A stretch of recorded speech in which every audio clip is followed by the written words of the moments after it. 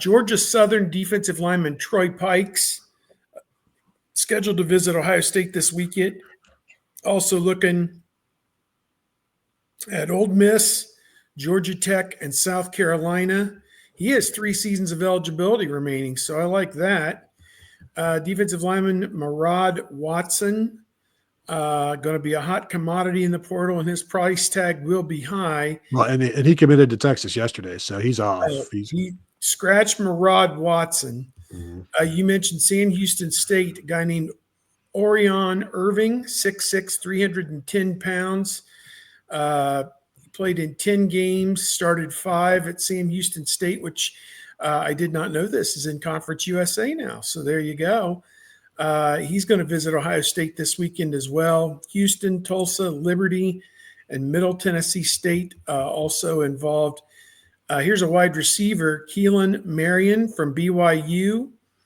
Caught 20 passes in 2023 and 24 passes this past year. And Ohio State's not offered, but they've got a lot of top schools that are looking at him. And here's one from Bloom Carroll, which is about 10 miles from where I'm sitting right now in Fairfield County, down between Columbus and Lancaster. Jaden Ball, and he's at Purdue. And he is supposed to be making an official visit this coming weekend to Ohio State. I would think that he's going to end up at Ohio State if everything checks out on the visit. So I think that their thought is they may still be a man down on the offensive line to fill out a full 3 deep all the way across the board. And Jaden Ball could be a potential. I guess he was a 2024 graduate of Bloom Carroll, so he was in competition this spring to be Purdue's starting right tackle. So I guess that's enough to get you an Ohio State offer. So there you go. Ohio State obviously passed on him a year ago at Bloom Carroll, and now I can't say that Bloom Carroll plays the best competition in Ohio in their league, but I guess he's a guy that can come from those meager beginnings and be a Big Ten caliber player. So we'll see how that checks out. But those are some other ones that at least Bill Kurlick from our site had tracked out on. And every day more guys enter and more names come up for Ohio State. Yeah, and it'll finally close on Friday. People don't have to land anywhere by Friday, but they've got to be out. They've got to be into the portal by then. The Pikes thing is interesting. Like, he's Georgia Southern, played a little bit, and you wonder like what they're looking for, because what they've got is basically, I don't know that there's any difference between what they've got and what their options are in the portal right now at defensive tackle, basically.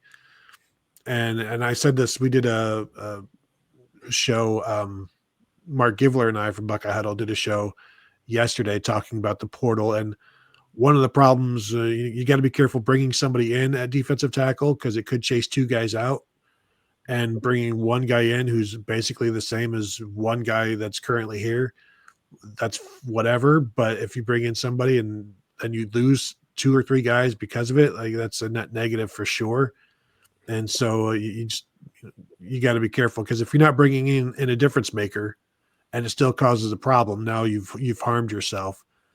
In terms of the offensive line, I asked Ryan Day after the spring game, I'm like, so how do you, what's the process of, your conversations about the portal from before spring begins to after the game?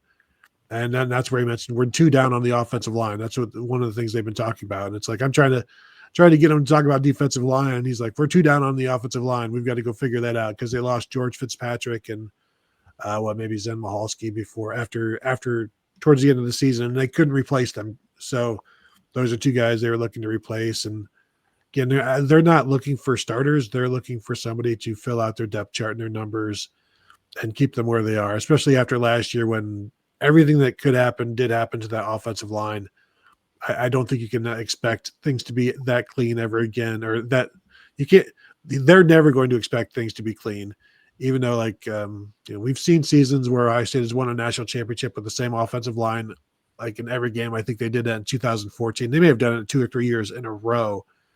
That's not what happened last year, and I don't think Ryan Day ever expects it to happen for them. As soon as you mentioned, Tony, one guy coming in from the transfer portal, chasing out 2 others, and the possibility of that happening, you wonder what the conversations are. On one hand, you don't want a coaching staff that feels paranoid about every move that they make, that they've got to go have conversations with the current team to make sure everybody's psyche's okay. But at the same time, it's one thing if somebody does get buried on the depth chart and there's legitimate concern and maybe that's not the right fit for them and they need to go elsewhere, versus having a sit down with a couple defensive linemen to say, okay, even with an addition of someone theoretically, or, so-and-so just came in the door, this is how, this is looking right now in regards to reps across the board, because we still need layers of players up front. Right. You've got to build out the depth chart. And with the number increasing to 105, Ohio State will have more than 85 scholarships. They're probably not going to use all 105, but the roster is going to get a little bit bigger. But I will tell you, when they were thinking about Quinshon Judkins, they went to Travion Henderson and said, "What do you think?" He's like, I'm all for it." When they were thinking about adding Max Clare, they went to the tight ends, and Keenan Bailey went to the tight end and said, "What do you think?" And they're all for it. So you're getting that input, and I do wonder how often it is.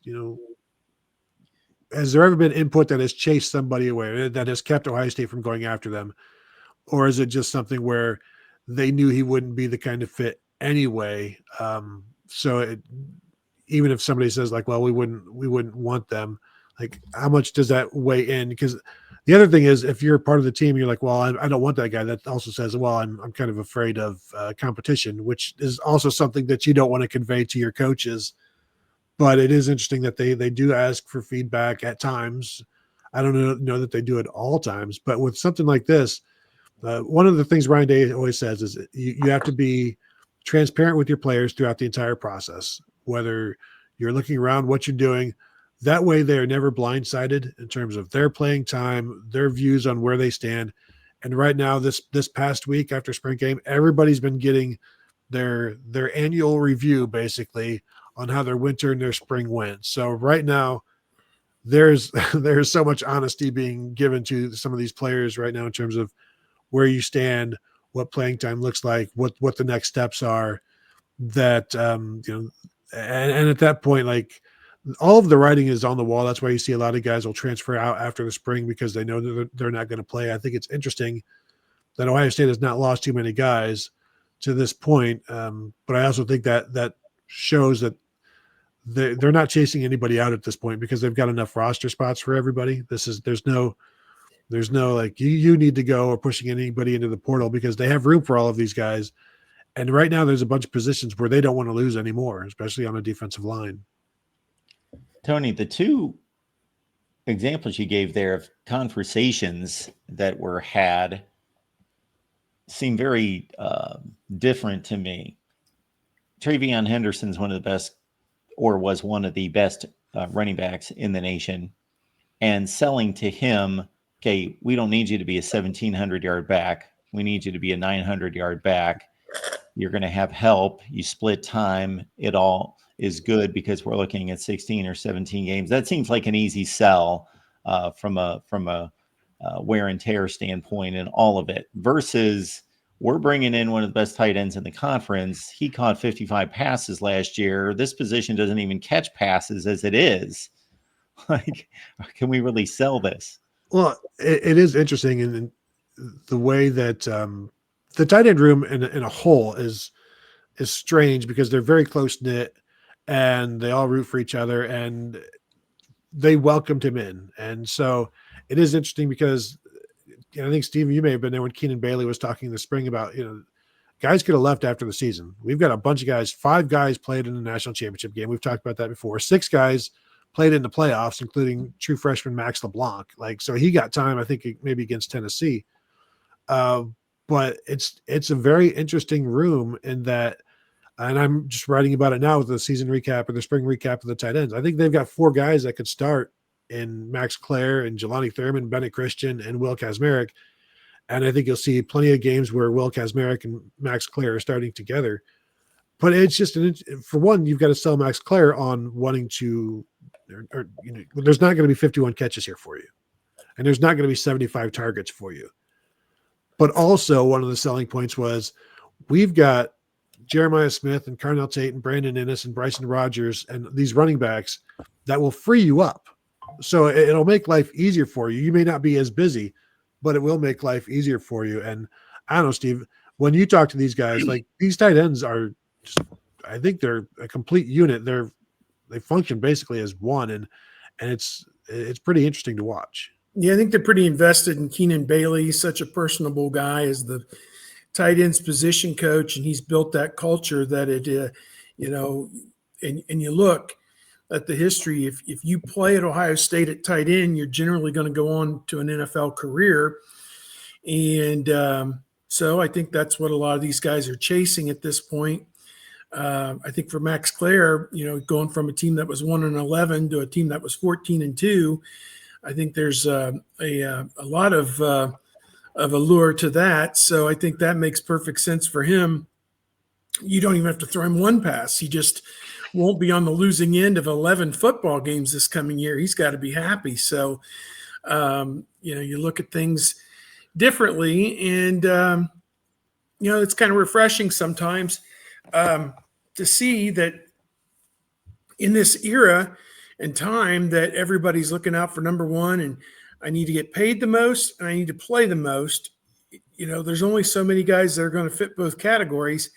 And it's just the way of the world right now that, they lost a power forward in basketball, Sean Stewart, who started just about every game this past year at the center position. He was outmatched. He was 6'9", trying to guard 7-footers, trying to score against 7-footers, and it didn't go very well.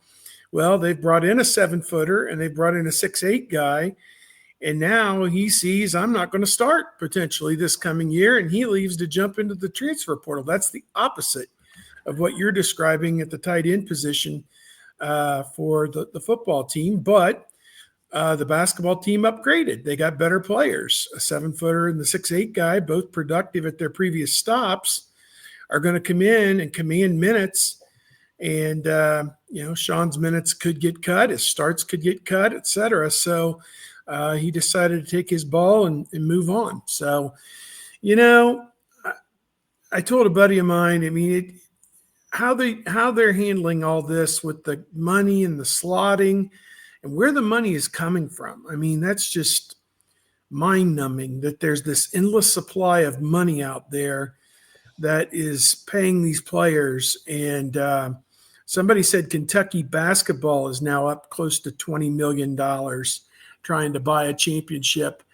And, we said Ohio State and several other teams were around 20 million in football this past year, could be 30 million this year.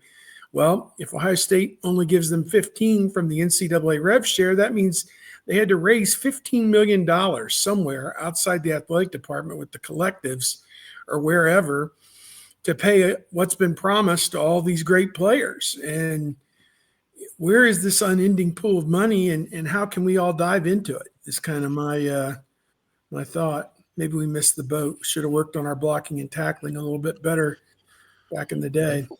Well, you can also come up with some sort of a collective or some sort of a business plan around the players making money so that you can also leech off of the players. Not that the collectives are doing that, but you see all of these different industries that come in, and we're just trying to find a way to get in there, whether it's agencies or whatnot, because there's certainly a lot of money there. And why not? What's 5% of a lot? Not bad. Yep. Crazy. Well, Steve, you had skills on the hard court. So you had that route. You just needed to change your birth certificate by about 35 years. Not really. Not so much. I enjoyed it. We had a lot of fun. I'll say that. But no, we weren't winning anything important. That's for sure.